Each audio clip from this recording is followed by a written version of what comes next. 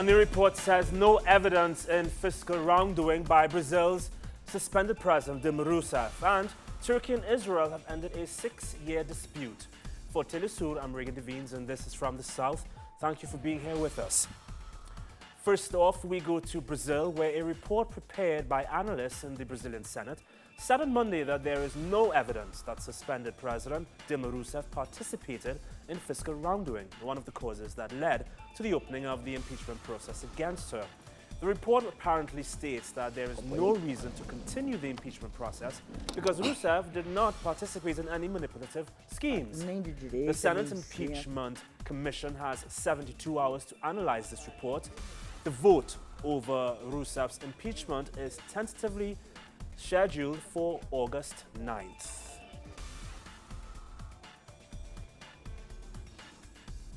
Venezuela's opposition has rejected a meeting once more in the Dominican Republic with an international mission led by Spanish former President José Luis Rodríguez Zapatero. The goal of the meeting was to foster dialogue with the government over the country's political crisis. Colombians continue to celebrate the agreement on a bilateral ceasefire and the laying down of weapons recently achieved in Havana by the Colombian government and the FARC. teleSur's Natalia Margarita is in Bogotá, and she filed this report on how Colombians welcomed this long-awaited moment. It was early morning of June 23rd, when people began gathering where the liberal politician and presidential candidate Jorge Eliezer Gaitán was gunned down on April 1948, an event that for many marks the beginning of Colombia's long-standing armed conflict. 68 years after, Colombia chose the same place to welcome a historic deal to end the conflict. This is a moment that our parents always dreamed to see, and it means hope because it is the first step towards constructing peace with social justice. This moment is not the end, but rather the beginning of loads of hope that will lead us to finally achieve what we have always dreamed about. Shortly after midday, a handshake between Colombian President Juan Manuel Santos and the FARC's leader Timoleón Jiménez closed a groundbreaking agreement for a bilateral and definitive ceasefire. Hugs and tears of joy followed this long-awaited moment, a moment of hope for the new generations and remembrance for those who lost their lives during the armed conflict. My presence here is a homage to my dad, to the thousands of women and men of the Patriotic Union political party that gave their lives for the project of peace. If my dad were here today, he would be as happy as he was in 1985 when another agreement back then was reached with the FARC that gave birth to the Patriotic Union. So this for me is a sort of a déjà vu. Unprecedented agreements have been met. While the FARC agreed to lay down their arms for good and all, the government committed to provide economic, political and safety guarantees for the guerrilla members, including a commitment to dismantle paramilitarism. For 180 days upon the signature of the final deal, the FARC would be located in 31 rural areas monitored by the United Nations, the same body that will also receive and deal with the weapons. It took us millions of struggles and hundreds of thousands of lives, but today we have a reason to thank all those people that, regardless of being called naive or stupid, always persisted on peace. Today, Colombia has achieved peace through a political and negotiated solution, and this is not an abstract end of the conflict, but rather concrete agreements together with the real possibility that those agreements get fulfilled. Colombians of all ages and backgrounds celebrated the beginning of a new chapter in the country's history. This was a day in which very different generations danced for the same yearned peace. Natalia Margarita, teleSur, Bogotá. Chile is facing its first environmental emergency of the year due to high pollution levels in the capital, Santiago. The mountainous geography contributes to contamination levels in winter months. Evaluating students with a punitive quantitative grading system similar to the one used in the US has been a characteristic of Peruvian education. The goal of that system is to pressure students to work harder. However, such methodology is coming to an end in Peru with a decision by the government aimed at closing the education gaps. Our correspondent in Lima brings us those details.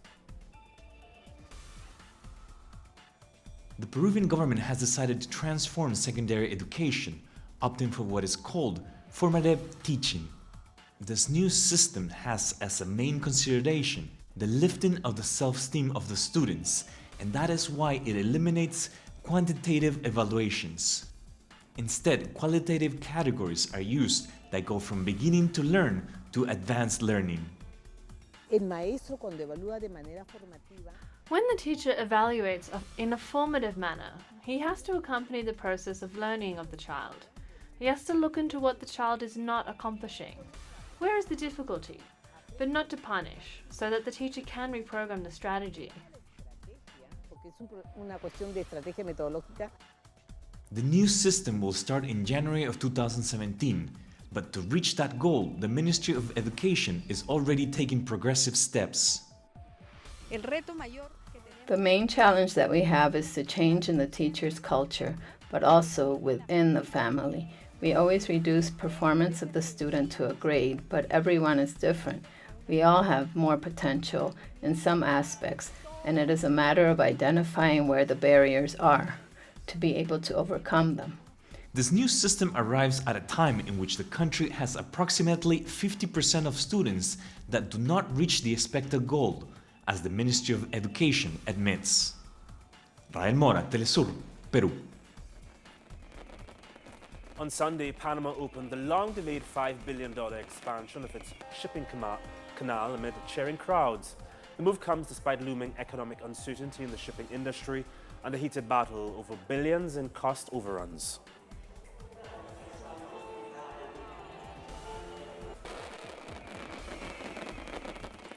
Turkey and Israel have ended a 6-year row between them, despite years of Ankara's demands that Israel lift the blockade in Gaza.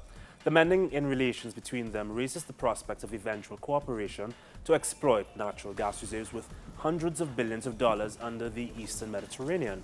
Turkey has admitted that the blockade will not be lifted, although officials claim it will be eased. Israel and Turkey. This is an important and hopeful signal for the stability. In another development, Turkish President Recep Tayyip Erdogan has offered apologies to Russian President Vladimir Putin for the death of a pilot of a downed Russian plane which happened back in November. The apology was contained in a letter where Erdogan expressed readiness to reinstate ties with Moscow. The British public voted in a referendum on Thursday to leave the European Union.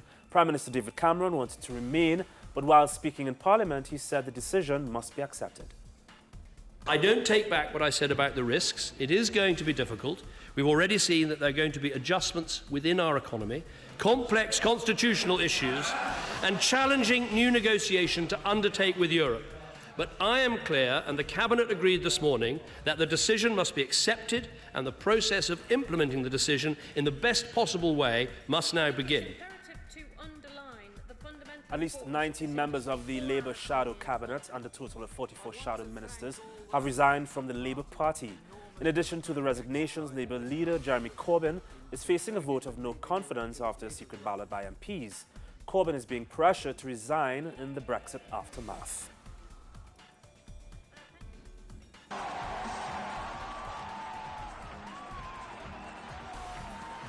Spain's caretaker Prime Minister Mariano Rajoy says he hopes to form a coalition government within a month. This after his Conservative Party emerged from Sunday's elections with the largest number of seats, but fell short of an outright majority. Rajoy said he would propose a coalition between the PP and the Socialist Party that won 85 seats.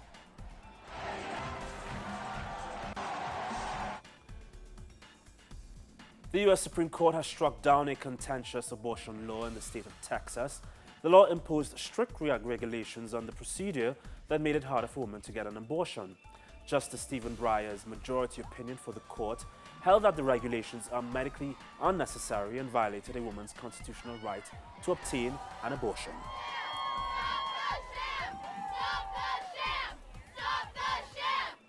After a month-long operation, Iraqi forces took the Islamic State group's last positions in the city of Fallujah on Sunday.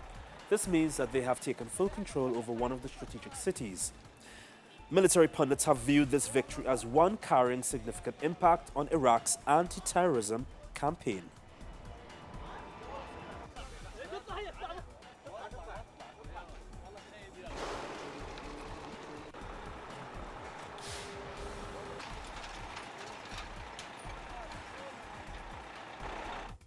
Lionel Messi has announced that he is retiring from international soccer. This comes on the heels of Argentina's loss to Chile in a penalty shootout in the Copa America final, where his team lost 4-2. This is the fourth final Messi has lost with the national team.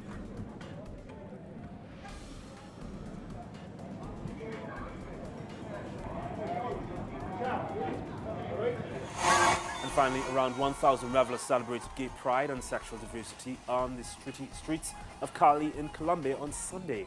The parade took place in the shadow of the shocking massacre in Orlando, Florida earlier this month, where 49 people lost their lives.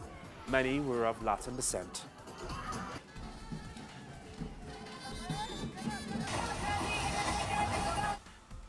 For more on these and other stories, you can visit our website, telesurtv.net/English, and you can join us on Facebook, Twitter, and on Instagram. From all of us here at TeleSur, have a great evening. Bye.